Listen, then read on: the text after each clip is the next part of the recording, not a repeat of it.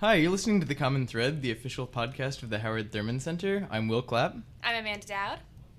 I'm Howard DePass Jr. And joining us today, we have Charlie Morris, a sophomore economics student. All right, thanks for having me on the show, guys. Glad to be here. Yeah, of course. So after a 2-week hiatus, we are returning to you. And this week we'll be discussing Post-Chavez Venezuela. The prominent socialist leader died in March. Just a few weeks ago. Yeah, just a few weeks ago. Leaving kind of a void. He's been the president since, 1999, I think? Yeah, but he's been politically active for a lot longer. Yeah, he has been. So we're just here to kind of talk about what's going on in Venezuela, what's going to change now that Chavez is gone, what is his legacy, all that sort of thing. So I guess to get started, do you guys just want to talk a little bit about who Chavez was and what he meant to Venezuela? Sure, yeah. I guess I'll start. So, Hugo Chavez was a socialist leader in Venezuela. He led the United Socialist Party, which was sort of an amalgamation of several other parties. But his administration was largely defined by his dedication to Simón Bolívar, who was an anti-imperial leader in South American history. An American hero. Yeah, he was. There are many Simón Bolívar days all over the place. But so I guess those ideals kind of led Chavez through his leadership of Venezuela. And a lot of the ideas that define Bolivarism, is that a word? It is now. All right. Let's go for it. Let's go for it. Yeah. The ideas that lead that are sort of grassroots participation in the government, so participatory democracy, which is an idea that you'll recognize today as being a big part of like the Occupy Wall Street movement. That's how a lot of people did leadership during that whole movement, where everything is very much up to everyone. So it's not just consolidation of power. It's trying to share powers equally as possible. Other ideas of Bolivarism include eliminating corruption, equitable distribution of resources, economic self-sufficiency, which is very much an anti-imperial idea. They're trying to stay independent of economic welfare from the larger imperial countries. So those are the things that defined, I guess, Chavez's beliefs, but there's some contention as to whether or not he was actually successful in implementing those plans. Well, the element of socialism was there. Yeah, so he was a socialist leader, but I mean, a lot of people have some problems with the way that he ran things, and a lot of the statistics.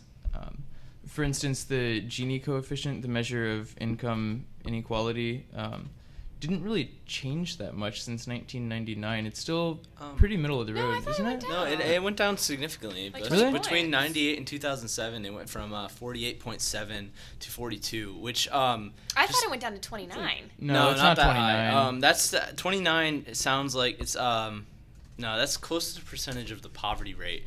What the Gini coefficient is a measure of inequality that economists often use, and it's a number between 0 and 1.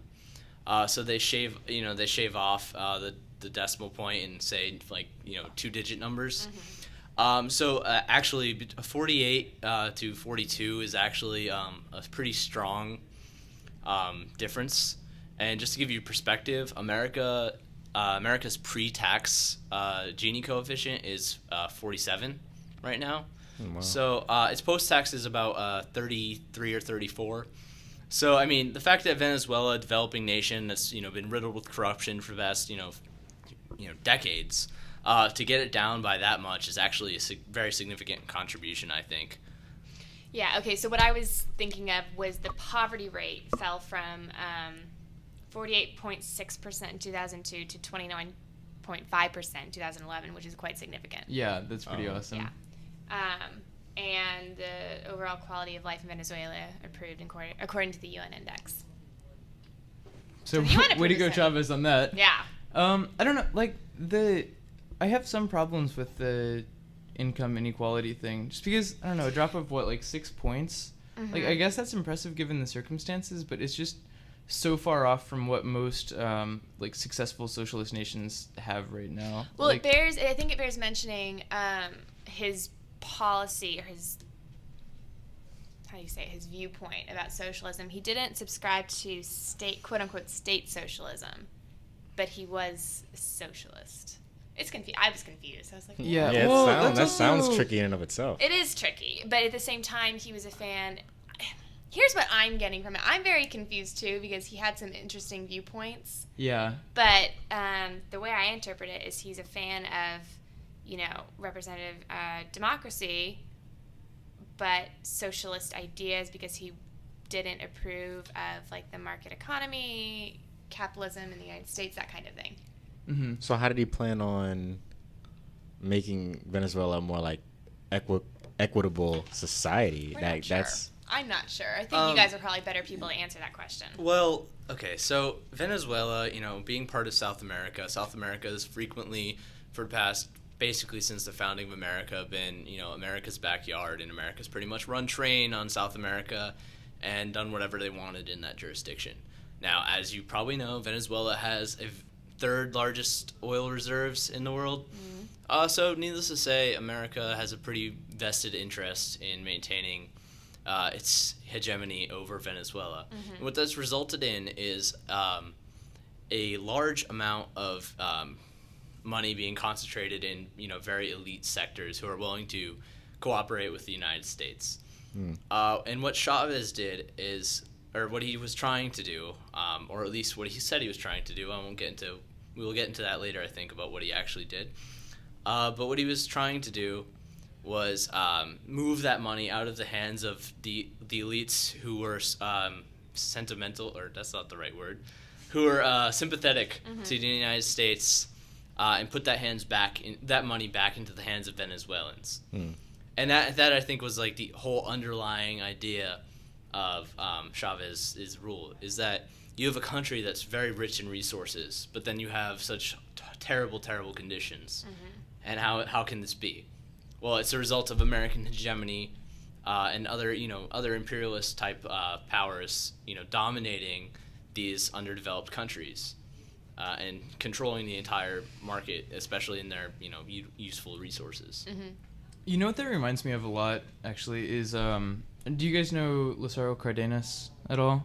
He was a Mexican president during the 30s. But okay, it's kind of a long 1930s? Yeah. wow. So it's kind of a long story, but basically after Leon Trotsky got exiled from Russia, he went to Mexico and ended up making great friends with Cardenas, who was just like this super badass Mexican president. And Trotsky basically helped Cardenas, and they basically just exiled all of the British and American big oil men from Mexico, and like nationalized the oil system and put all that money back into the hands of the people. So I think that's been kind of sort of a dominant approach in Latin American countries, and it's necessitated by that like neo-colonialism, where it's like the rich imperial countries coming in, like taking the oil for whatever reason, and then them having to get kicked out. But I think as far as asserting sovereignty goes, that's one of the most important things that you can do, is make sure that if you have natural resources in your country, that you're actually getting the benefit of those, actually feeling the benefit. So. Absolutely. I think that when you allow room for like those resources to benefit the country, like you can't go wrong. But each presidency and each ruler has his own I guess way of making things work, and it seems like Chavez just wasn't that great. I don't know. I disagree. I think Chavez made a lot of changes to the political structure of Venezuela that you have to keep in mind how just, I don't want, for lack of a better word, backwards Venezuela has been for the past few hundred years. Well, yeah, that's true. After they gained their independence in 1831, I think it was. Don't quote me on that. I'm pretty sure it's 1831. They had a large series of rulings of basically super powerful generals who ran everything and just basically ran everything however they wanted. And in the 60s, they rewrote their constitution. It was a little bit more like a actual functioning country, but it was still very, anti-populist and very concentrated power. So it was in 99 that they wrote their current constitution. And that it's the longest constitution in the world and the most comprehensive. And it has a lot of really populist ideals in it. Like, for example, one of the articles of the Constitution states that universal health care actually is a fundamental human right that the state is obligated to That's provide. awesome. That's really progressive. Yeah, absolutely. So, I mean, Chavez, his legacy is that he was a strong man because nobody else could have done what he did. And he did it. He had some high-handed techniques, but I think overall he didn't really, undermine any of the people, because everything he did pretty much through referendum. For example, like, everybody is constantly complaining about how Chavez amended the Constitution to extend his term lengths and to remove the term limit, but that was a constitutional referendum and it passed with 57% of the vote. So I think that's pretty significant that these changes are happening, but they're changes made by the people. Also, 70% of the registered voters in Venezuela voted during that referendum. So I mean, I think what he did is for him to stay. The referendum wasn't specifically for him to stay. Right. It was to remove the term limit so he could run again. Okay. And there's a lot of really progressive things in the Venezuelan constitution that I think are, really. It seems weird to think of a developing nation as a role model, but I think in a lot of ways, ideologically, they are very good. For example, they have the right to recall a president by a simple referendum. So yeah, there's no limits on how many terms somebody can serve, but if he's doing a bad job, the people can vote him out. And that measure's actually been used in 2004. They tried to use that referendum to remove Chavez from power, but it didn't pass. So I mean, and Chavez has gone through so much, and like the 2002 coup, where they tried to overthrow him, and then the people demanded Chavez back, and that's a long story. But yeah, I mean, Chavez has endured a lot, and he's really changed the constructs of the political system from all the missions he's done. There's Robinson, Ribas, and Sucre, which were education missions that ranged anywhere from basic remedial skills like arithmetic all the way up to free continued education. And then he provided food through missions like Mercal. And then there was Barrio Dentro, which provided health care around universal open clinics for everyone in the country, including indigenous people. I think Chavez has done a lot of great things, and I think he receives a lot of criticism, and I don't think that all of it's deserved. I do think that he's been a strong man, but I do think he's had to do that in order to get anything done, because you can see from history in South America that nobody's made a change for the people in the positive sense by playing by the rules. So I think it. I mean, I will say I don't agree with all of his ideologies or his practices, but he was very dedicated. He did spend 2 years in prison in the 90s for going against the current government, and when he came out, he was right back at it. I mean, he was a dedicated man. You will have to give him at least that. I feel like that's a requirement to be a good revolutionary. You have to spend at least 2 years in jail. At least. Everyone if not does a couple that. of decades. Yeah. That's the minimum. Right? That's the minimum requirement. But he got there. Not to mention, in 2002 coup, he was offshored under military guard to a country off the coast of Venezuela, and he was held there, and he was convinced that they were going to execute him and make it look like a suicide, which isn't unfounded. Yeah. Definitely a possibility, and he only was able to get the message out that he did not in fact resign because some phone operators at Miraflores were still on his side and let him put a call through to his daughter, who then called Castro actually. So and I love the wow. romance between Castro and Chavez. Oh, good Lord. They're just, I don't know. It's I'm just guessing such you're not a dream fan, team. Amanda? I'm inclined to think, because if you were to look at it a little bit like stark facts on paper without getting into the ideologies, I mean, it reminds me of Mandela a little bit. This is a man who climbed his way to the top, who spent time in prison, but there isn't nearly the sense of he's not beloved the way that Mandela is. And I think it goes back to who's his not beloved? Chavez. by who?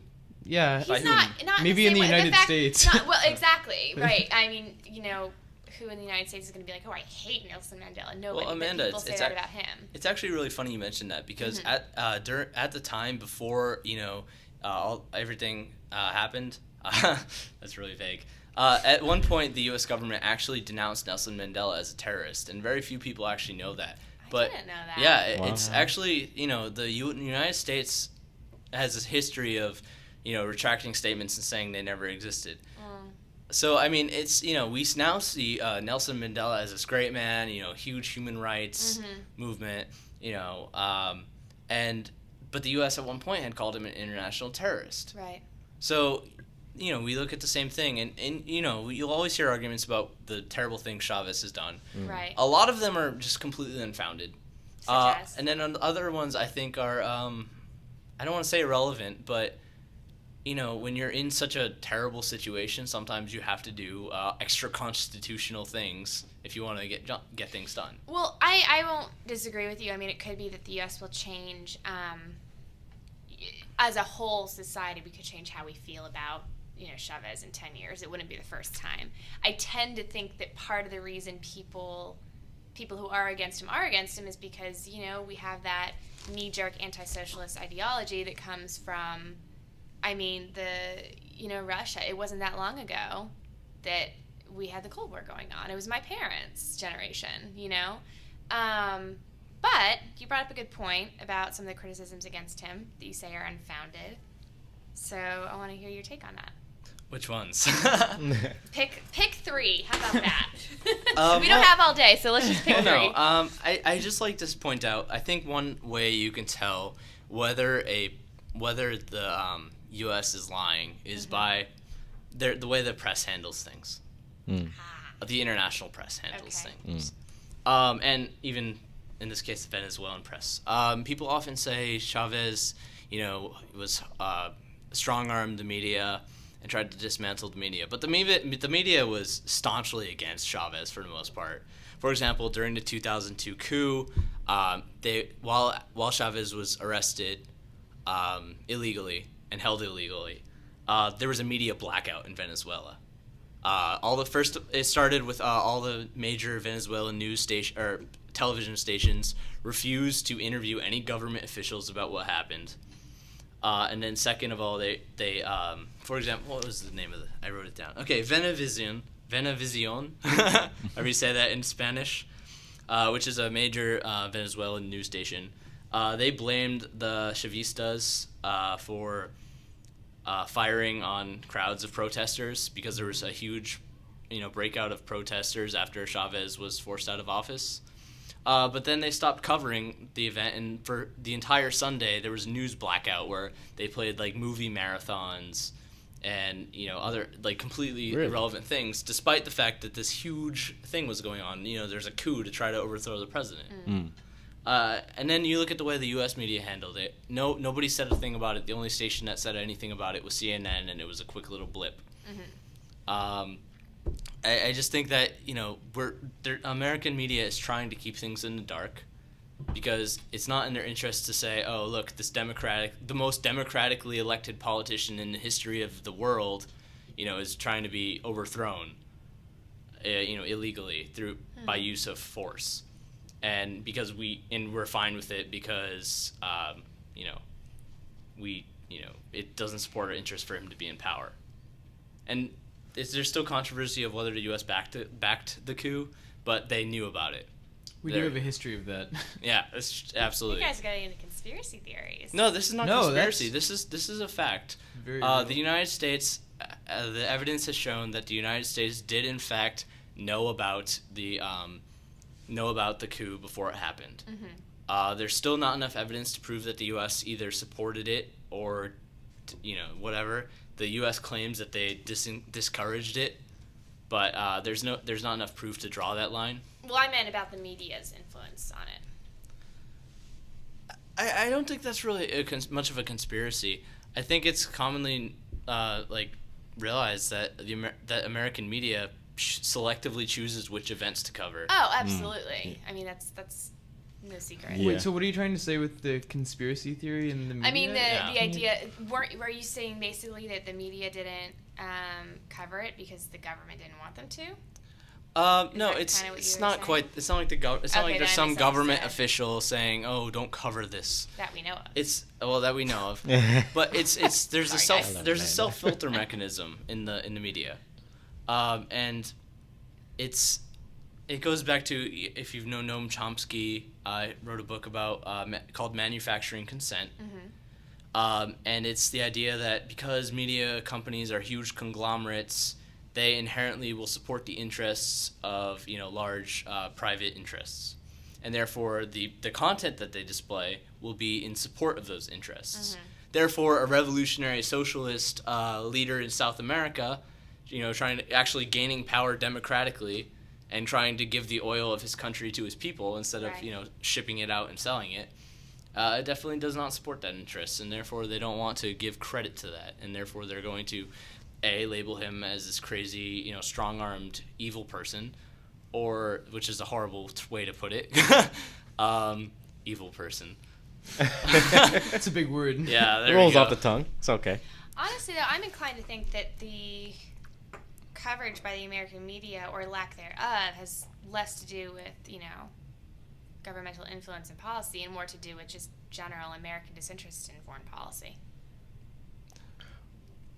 Go on. Go ahead. I mean, I think it's a commentary on us as a society. Us as a society. God, I can't enunciate today. You want to go, or No, go on. Okay, I disagree. Just because it's a pretty interesting story. I mean, there's a huge coup, and the people are protesting because they want their president back, and people are getting shot, Right. and people are dying, and there's a huge media blackout. And then the first thing, who was it? Who was it that took over? What's his name? I don't want to say a wrong name, and then whatever. I forget who. Oh, Carmona, right? Of course. The first thing Carmona did when he took over was he dismantled the National Assembly, he dismantled the Supreme Court, and he nullified the 1999 Constitution. So in one fell swoop, he basically got rid of every political institution that Venezuela had, and made it, got rid of rule of law, essentially. Well, also every Chavez related thing, because the 1999 Constitution is basically it's kind of like the solidification of Chavez's power, and it helped usher Venezuela into that new socialist era. So to get rid of that is basically just to kind of erase him out of the history books, try to revert everything back to the stage where it was before Chavez came into power. See, that's what always makes me nervous. Any time in history when they're trying to erase a part of history, something bad is going down. Yeah, well, I agree. And plus, you said, maybe we don't care about it, but, there's a large part of the international media and the national media that has been showcasing, the Chavez election and now the, re-election after he's died. So clearly we have some kind of interest in what's going on there. It's just we don't have interest in the coups because that's, we wanted it, well, I shouldn't say that's kind of presumptuous. But I don't think it's unrealistic to say that, it would support the U.S. interests for it to have succeeded. Okay, fair. I see your point. I do see your point. I guess, and this is just me playing devil's advocate. I guess what benefit would it have had, if they did really publicize like they should have, or what? Yeah, I guess what main good would have come out of that? Well, I think it says something that you have a democratically elected president. By nobody questions the legitimacy of Venezuelan elections. The most recent one, Jimmy Carter said it was the most perfect election in the world, and various government organizations have or not government organizations, NGOs have credited how uncorrupt the Venezuelan election system is. So you have this, so you can't say rigged elections or anything like that. I think anything like that is just trying to discredit somebody even though they're perfectly deserve the credit they're given. Absolutely. So, you have this democratically elected president, and then all of a sudden there's a coup to overthrow him. And then after the coup, the people of Venezuela are up in arms because they want their president back, and they're demanding their president back. So I think that, failing to cover that when we're preaching this whole, ivory tower thing of, beacon of light to the world and sharing democracy, because Right. that was like our whole mantra for the Cold War. Right. And now we're not living up to that. We have this just because we disagree with their philosophies, and I think that's wrong. Well said. So that's all very interesting, but I think one of the most interesting things about this is that for the first time we don't have Chavez in the scene. So Venezuela is going to go into a new era, and I think the elections are on April 14th, so they're in 1 on week. Sunday.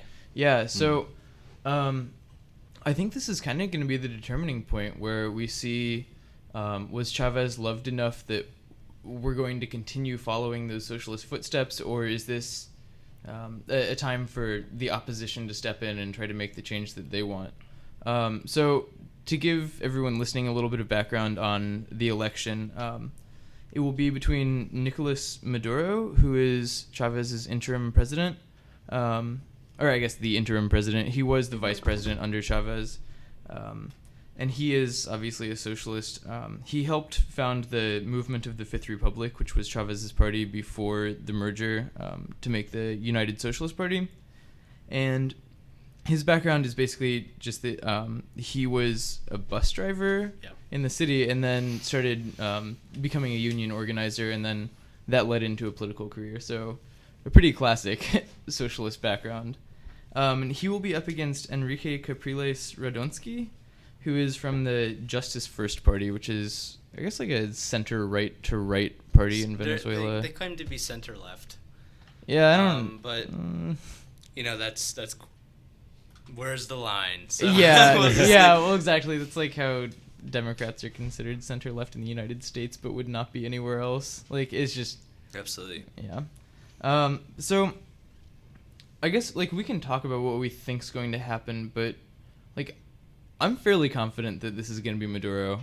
I think he's going to win. The public opinion polls that have come out over the last couple of months, or I guess the last month since Chavez died, have shown pretty consistently that Maduro has the side of the people. I think they've usually been around like 60% for Maduro and like 40% for Radonsky. So, do you guys have any thoughts about the election? I guess I don't know. Opinion polls, I never know what to think about them. Yeah. Opinion polls are not very good. But I I acknowledge I am thinking of opinion polls here in the U.S., so my perspective might not be applicable. Yeah, I don't really know much about how they're conducted elsewhere. So. Well, not even just... I wasn't even thinking about how they're conducted here elsewhere, but just the fact that, I mean, we're a republic. This election wouldn't be happening for us. Do you know what I mean? Like, right. We would have a vice president who would just step up. Yeah. So it's a different system. It's a whole different ballgame. It is a different ballgame. So, absolutely. I mean, we had opinion polls that were all over the place. Yeah. So I don't know. Is it fair to judge them the same way?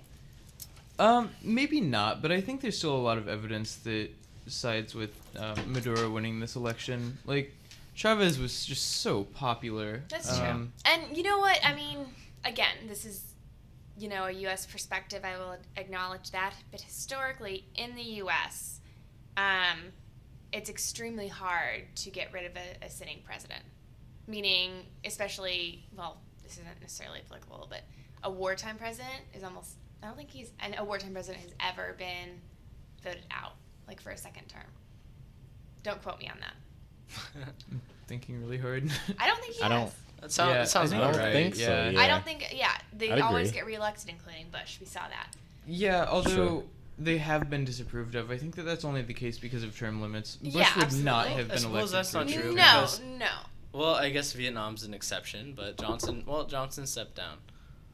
Yeah. He didn't step down like and resign, but he didn't run again. Granted, I mean, Venezuela is not, in the middle of a conflict with the Middle East, the way we have been. But I think that the interesting thing about these campaigns is that Maduro hasn't been campaigning for Maduro. He's been campaigning under the image of Chavez. So Chavez has become... I think that would help him. No, that's what I'm absolutely. saying. Yeah, so it's smart. Chavez has become this symbol, right? And Maduro says, "Oh, I'm not running for president. I'm running for the ideas that Chavez stood for. And if you support the ideas that Chavez stood for, you vote for me. You don't vote for Capriles because Capriles, he's more Maduro's very strong in his language about it. He calls him an imperialist pig and all these things, but They are both. I mean, Chavez wasn't exactly, lily-tongued. I mean, what did he compare George Bush to, a donkey? Yeah, I think Something so. like that? he said a lot of terrible things. Yeah. about George Bush. He said Part it- of that hard ass. I was like, Not a I was fan. reading some of the things and I was like horrified and entertained all at the same time. I mean, so they're definitely they're not as PC, which Yeah. I can appreciate. There was some contention, I think, a couple of weeks ago when Maduro said that. Well, he used some homophobic slurs Oh, no, I when didn't see referring that. to his Yeah. opponent, which I think he was just using it as basically a slang insult.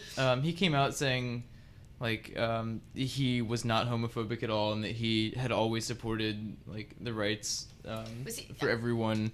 And he I think actually go ahead.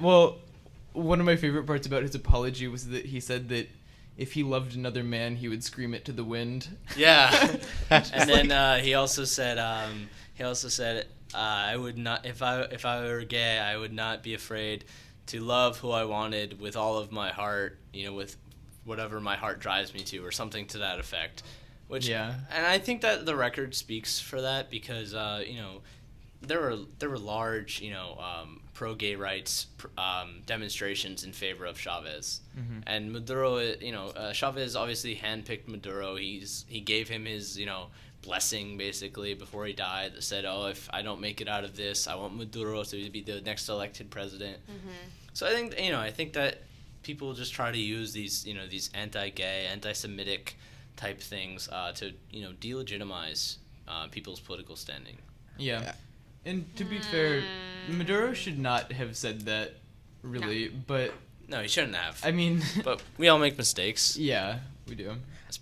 I guess one of the concerns that I have, of course, I'm not Venezuelan, but that I have is that for Maduro, having Chavez approve of him like that and really, staying behind him as to say if anything happened to him, then he would want Maduro to step up. Is that I would imagine it to be difficult for Maduro to sort of come into his own if he's still holding on to some of the things that Chavez implemented and, trying to please the people in the same way that Chavez did. And perhaps it would even be the same way for his opponent. Can you remind me of the name again of his? Yeah, Enrique Capriles. Capriles Yeah. Radonsky. Yeah. So, and maybe it would be difficult for him as well. But, I just sort of would wonder how if one or the other would be more successful at making their political term their own, and sort of disassociating themselves from Chavez's reign, and sort of establishing their own, really. And I'm not saying that would be easy, but I think it is necessary, though. I don't know if it is necessary. Chavez has such a legacy at this point. He has been in Venezuela for the last 14 years in a sense. He's the image of South American socialism even to a certain extent. So I don't know if any political leader would really even want to divorce themselves from that, because if they believe that what Chavez did in fact work, then they're going to want to continue that, and they're going to have to take those pages out of Chavez's book. Why would you let go of a good thing, I guess, right. I agree, and I think the most contemporary example I can think of in American history is, after Martin Luther King was assassinated. I don't think anybody's going to say, oh well, we don't want to use his name anymore. Yeah, we're done with that guy. I mean, Right. they definitely played on that a lot, and I think for good reason. I think that's similar with Chavez. That he's left such a legacy. He's completely changed the landscape of Venezuela and South America in general.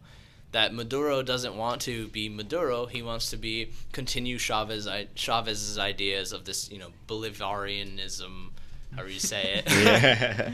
Yeah. Throughout the country. I think it's a very important election because I think it dictates whether Venezuela will keep going forward with this socialist revolution, or whether it gets stepped back and becomes just another state that's dominated by foreign powers. Do you think that one or the other will happen, with Maduro? Absolutely.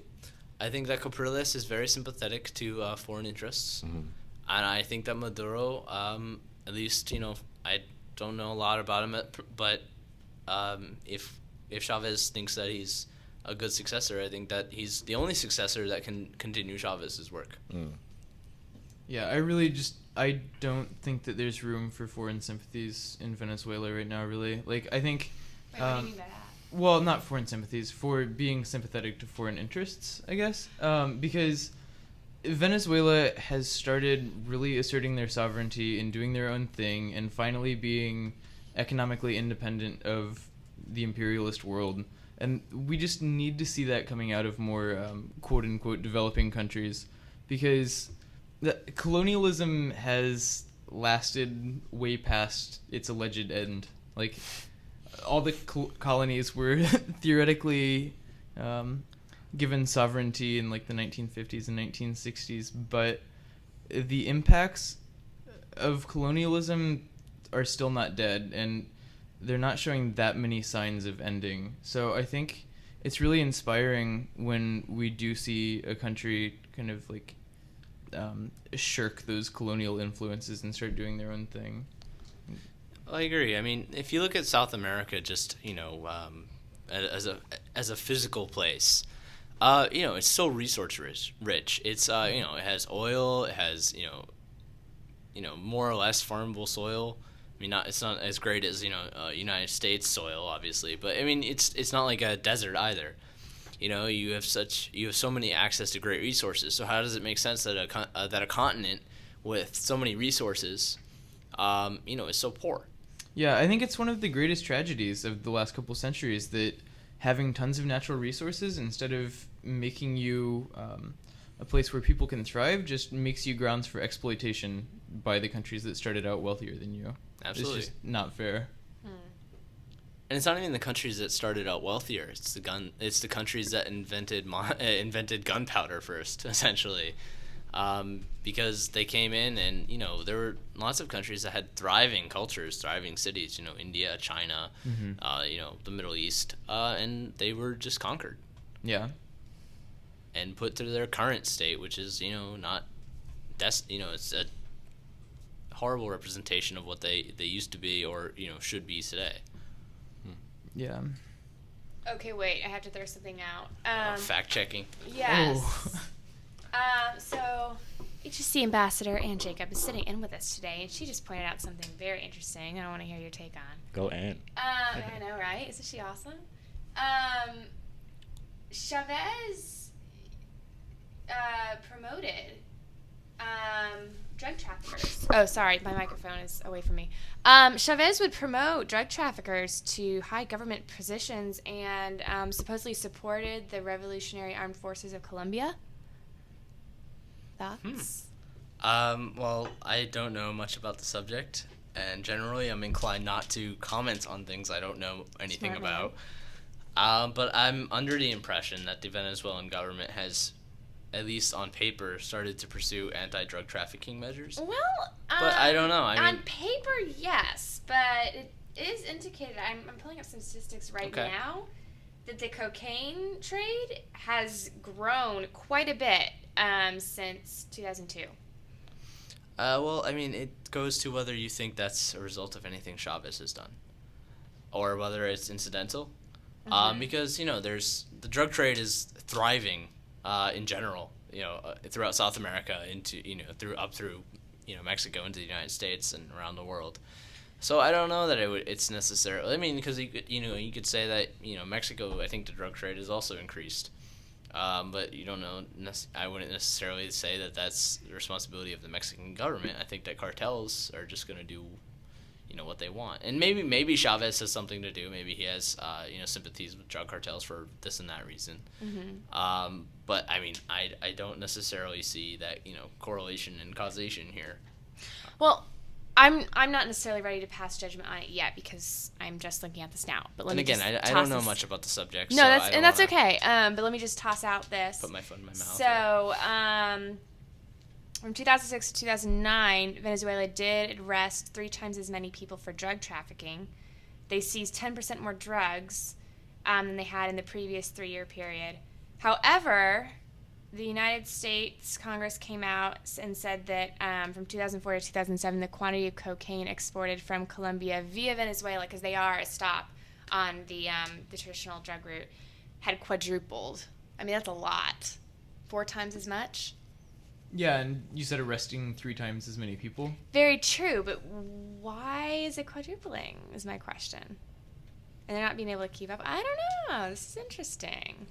This bears some examination. Yeah, that is interesting. Huh. I think this is a good opportunity to talk about one of my favorite guys. This is like my personal role model. Oh, no. Who is this? I'm Okay. excited. So, Jose Mujica. Have you guys read anything about him? No. Okay. I have not. He is the president of Uruguay, and he is also a socialist. He was a militant guerrilla back Wait, in the why day. is he one of your favorite guys if he's a socialist? Because I'm a socialist. Oh, that's right. Why is he one of your favorite guys if he's Okay. a military guerrilla? He was. Sometimes I forget He was. how but out there Will is. he's. No, Whoa, I didn't all mean right. that sounded bad. I'm sorry. All right. I'm sorry. That's Shots fired, bad. Amanda. I forgive you, Oh, Will. man. No. Okay, look. Oh, Okay. Will and I have no. some interesting this is the disagreements Howard. on air. This is the Howard Thurman All right. Center. For common All All ground. views are A accepted. family show. That's true. We were Continue. talking earlier about Sorry, how we're Will. allowed to speak our minds here. As we are. Okay. Go on, Will. Sorry, Will. All right. So anyway, Jose Mujica is this awesome president of Uruguay who he's just super popular in Uruguay, and he's done all these he's made all these awesome changes for the people. Like, basically his entire administration has been about like deconsolidating power and making it an actual representative democracy. So one of the first things he did when he was elected into office was selling the presidential mansion, and now he lives on his rose farm outside of Montevideo. A rose farm? Really? Yeah, he You donates. can have a farm with roses? Jose Mujica can, so you can too. Okay. And he donates 90% of his salary to different charities around Uruguay.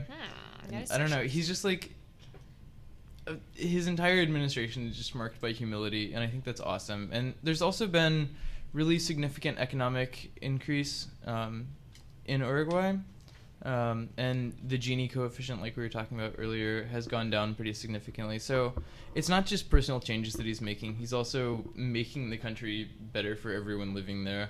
And one of the big things that he's been doing is reducing drug trafficking, which is admittedly more of a problem in northern South America than in southern South America. Oh, closer access. But yeah, but he's actually been nominated for a Nobel Prize because of everything that he's been doing for drug trafficking. So I think everyone listening should definitely look into Jose Mujica, like give him some thumbs up, because that dude needs recognition. I'm sorry I said you were out there. I'm still offended. No, don't be offended. You know I love you and I appreciate you, even when I make fun of you. I'm crying. That's why I make fun of you, right? To all of you listening also, I think that we should not automatically be turned off by the word socialist. Sorry, Oh, I like I absolutely said, agree. knee jerk. It's knee jerk. It just We comes need to- out. we just need to I get- appreciate certain aspects of socialism. I do.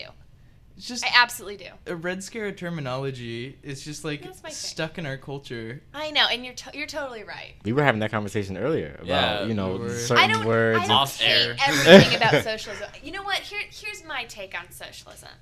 I think socialism is the embodiment of the term, "The road to hell is paved with good intentions." Sorry. Group side. Okay. It would make you happier if I said certain types of socialism, because I think we can all What agree kind that of it didn't work socialism are very you- well in certain When instances. was it? Tell me which time you're talking about when it was tried. Yeah. What was When tried? didn't it work out? Was this one of the times when the U.S. backed a coup to overthrow the socialist government, or is this one of those times when it wasn't a socialist government? It was just an authoritative state posing as a socialist government. You just lost me there. Oh. So, Well, no, back just you into like a corner. name a socialist state that didn't work. Like, give me one. Soviet Union. Ooh. I feel like I'm not going to win on No. this argument. Next 'cause I'm time being on too the- valuable. Just, Common thread. why don't you name a couple of Marxist features of the Soviet Union? No, I don't want to. Oh my gosh. Can we come back that to was a this strong another time? claim 'Cause to make. I'm clearly okay. It was a very strong Sinking statement, fast. but I need to get my thoughts together. I can't face you without. I'm not prepared for this. Okay, expect a future episode on Okay. this. Well, we can respect that. Though. This is going We well. Hope I'm back for that one. no, we can definitely It respect. doesn't always work. You have to acknowledge that, right? Well, it depends on what you're okay, talking okay. about. Well, let me how ask about you. China.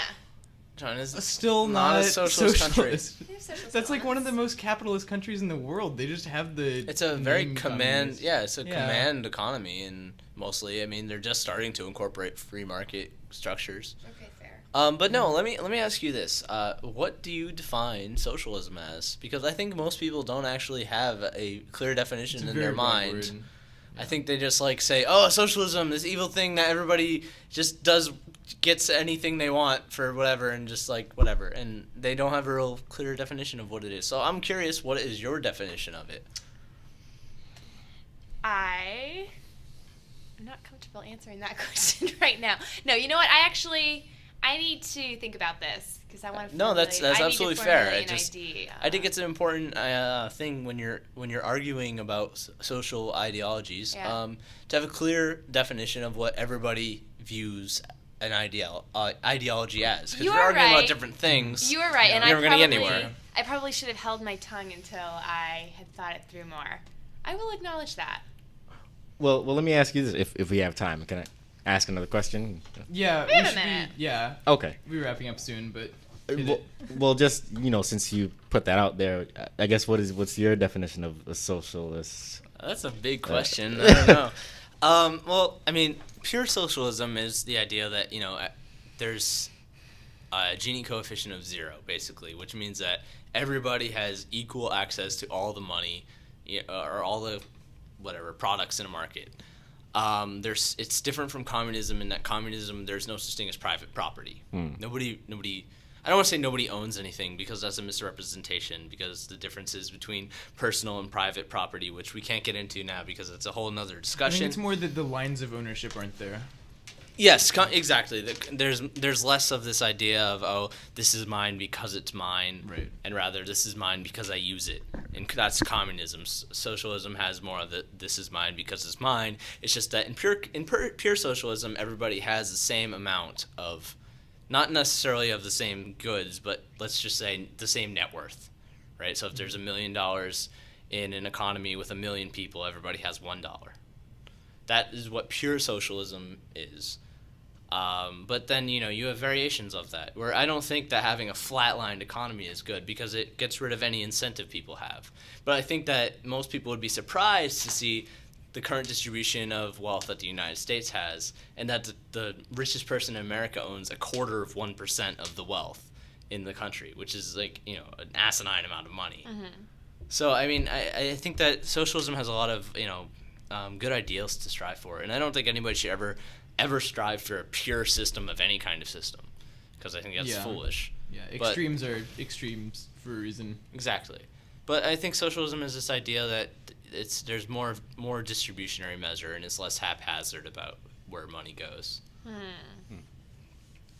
If that's as short of an answer as I can give you. No, that works for me. Can we do an episode on this? Because this is going to bug me. Yeah, no, I would definitely support that. I think that it's good for the general population to hear more about this kind of thing too. I agree. Because it's I agree. definitely I'd be into that. underrepresented and very oddly represented in American culture. I will admit that I probably have some ideas that are incorrect because I have not gotten the education that you guys have as poli-sci people.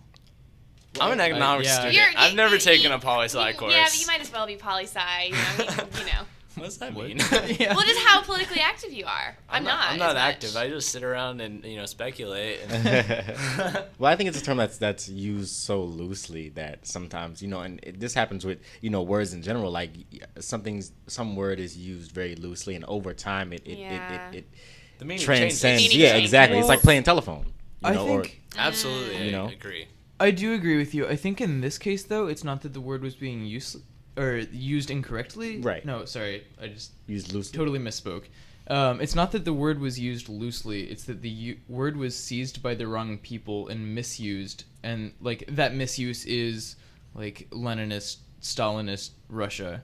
they seized the word communism and used it for something that was not communism. And so now our whole country thinks of communism as basically being what Soviet Russia was, and that's just, it's not Right. true. Okay. You know? Fair. I mean, I do. That's what I think of. Right. But that's not what it is. I mean, it's like if everybody were to start calling an apple an orange, would it become an orange? I mean, Yeah. I mean, we could say that, but it's still like, you know, somebody would say, "Oh, this is not actually what an orange is. This orange thing is what an orange thing. That's why it's called an orange." yeah. But then well, we're like, "No, this apple is actually an orange." and one of I the mean, I big definitely problems, think of one of the Soviet big Russia. problems is that we now don't have words for what communism and socialism actually are, because the real meanings of those words have been seized by that state. True story. So, like, how do we refer to those things without giving off those connotations of Soviet Russia and communist China? Without them being trigger words that make people instantly discredit anything you have to say. Right. We need more words, damn it. More words.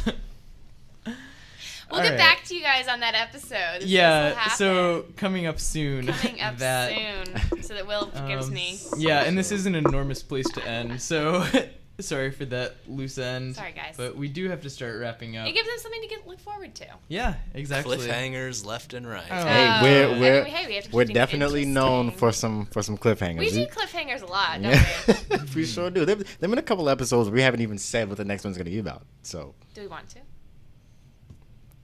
I mean, we can start a new trend if you. Do we want to tell them? Oh, God, we trust them. do I we? trust them. All right, go for it. Okay. We are going to have on a fantastic woman. Her name is Arlie Prelo, and she has made a documentary on the life of Howard Thurman. Yeah, which A we very viewed good one. today. We Very did. So appropriate. I mean, hey, we're the Howard Thurman Center. Yeah, Will and Howard and I headed over to Harvard and got to see the rough cut. We're really excited about it. Yeah, Yeah. it's going to be a great conversation with her. It is going to be a great conversation. She's been working on it for 20 years, just saying, guys. Wow. Yeah, that is Yeah, dedication. Get excited. It's I hope very. it doesn't tank. No, I think it's it's coming out in the fall. yeah. That's It when is, she wants to yeah. get it out, and it's super thorough. Yeah. Like, Yeah. I mean, she had access to things I don't think Yeah. anybody has ever had access to. yeah. Yeah. Like letters and... Anyway, that is what you guys have to Yeah. look forward to. So that'll be cool, but Yeah. unfortunately, now we have to go. We So, do. Charlie, I'd like to thank you for coming on. It was speaking my to pleasure. us. I had a lot of fun with you Yeah. guys. That's good. All right, well, until next week, I'm Will Clapp, I'm Amanda Dowd. I'm Howard DePass Jr. and you're listening to The Common Thread, the official podcast of the Howard Thurman Center.